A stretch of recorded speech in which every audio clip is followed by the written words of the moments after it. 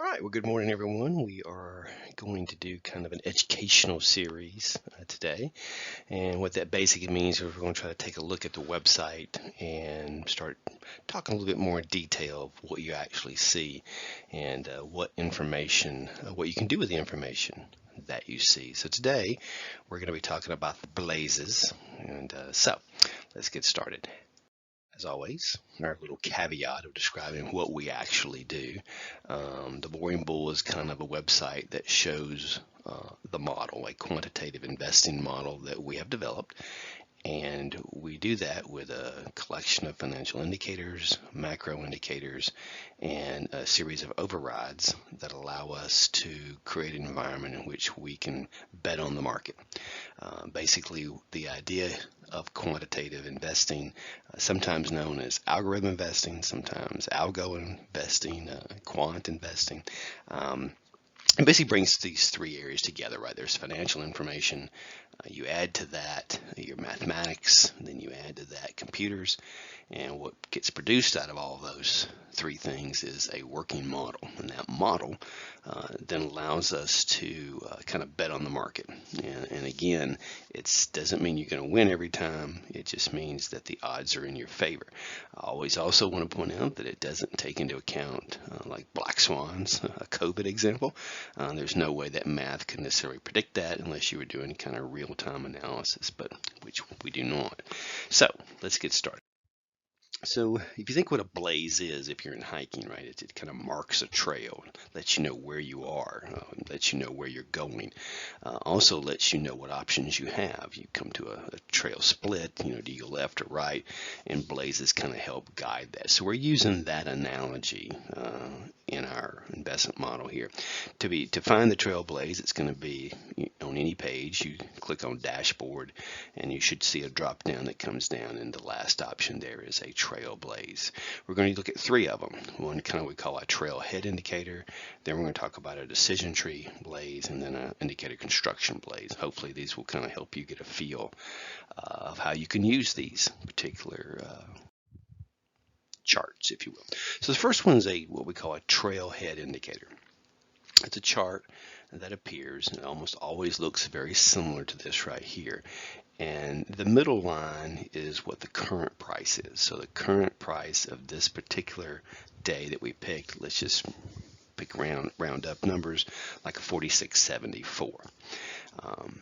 Then what we do is overnight we go out and run the model 1,000 different times, and we add $1 each time and subtract $1. So we go $500 less and $500 up, and we run that through the model to kind of get a feel for, well, what price would it take for us to change our position.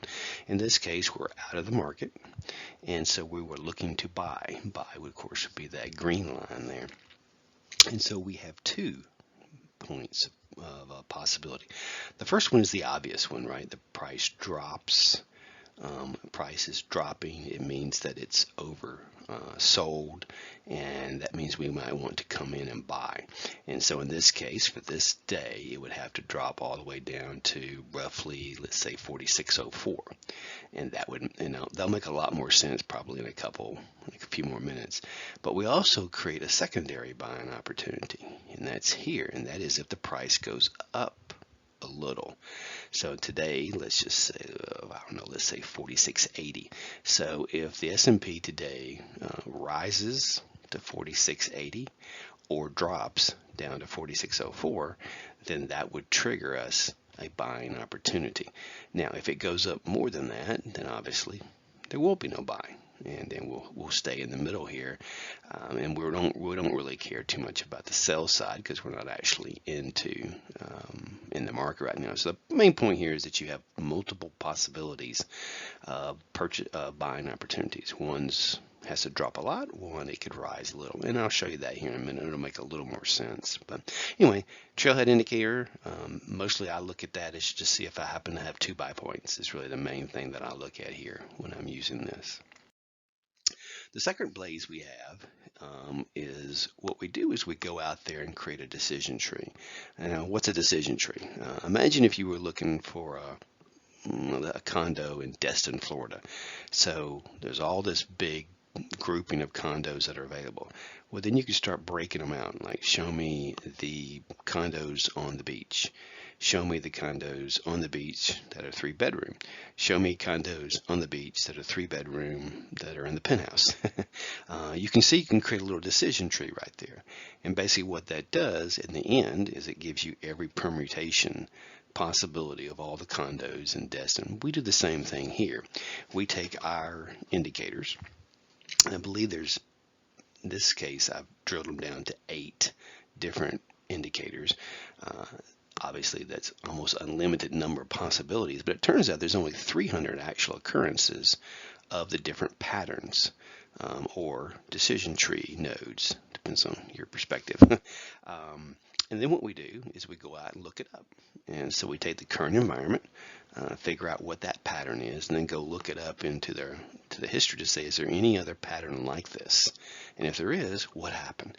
So in this case, the current pattern, there's 133 occurrences over the last 33 years. The average is 26, so this is actually a fairly frequent decision tree path. Well, what happened? Well, 65% of the time in the 5-day outlook, the price went up. In the 10-day outlook, the 57%, the price went up. Now, what does that mean? Does that guarantee that the price is going to go up under this current environment? Not necessarily, but it certainly shows that 65% of the time it has.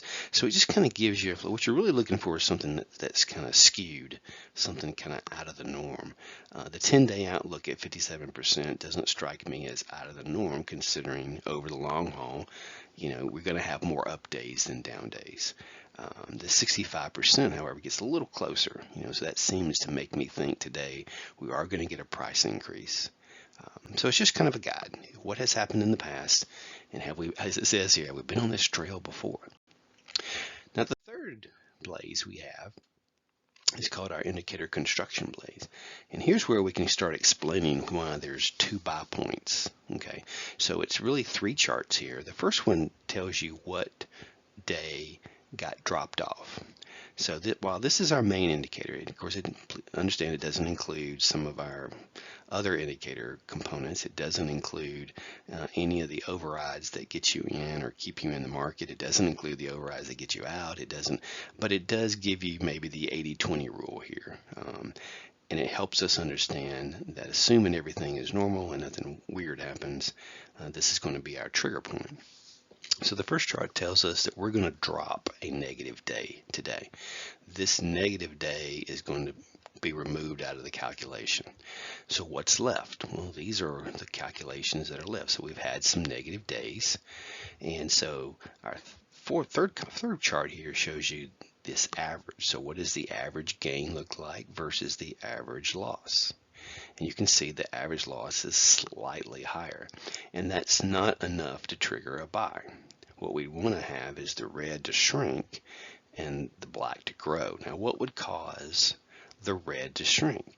Well, if we actually rose up a little today, remember the 2 charts back that showed you that the price went up like $4 today, then we would trigger a buy. That's what would happen. We'd have another one of these small increases that would cut this average down, and then this would drop, and that would trigger us a buy point. Obviously, alternatively, if we had a huge drop here, it would increase the black and make it grow, i.e. triggering a buy.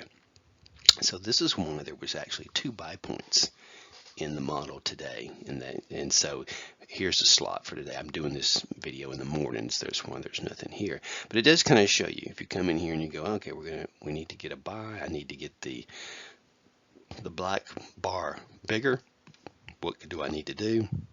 I need to either grow a little or drop a lot, and that's kind of what this indicator does. So those are our 3 blazes, and again, they're just kind of used to give you a feel for where we are, what we're doing. And it just, to me, it's kind of more entertaining and a little bit of informational, kind of know if I need to be on high alert or not. That's how I kind of use it, because sometimes it'll come back and say there's literally no chance to do a buy or sell today, and then I can go play golf. All right, just as always, the Boring Bull is there to help as a guidance and education. We use leverage. This creates very high risk.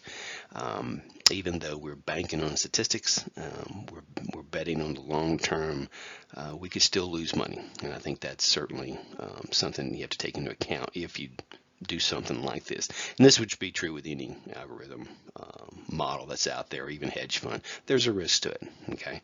And so just make sure you understand that. Okay, those were our blazes today. Hopefully that made some sense and help you get a better use out of the website.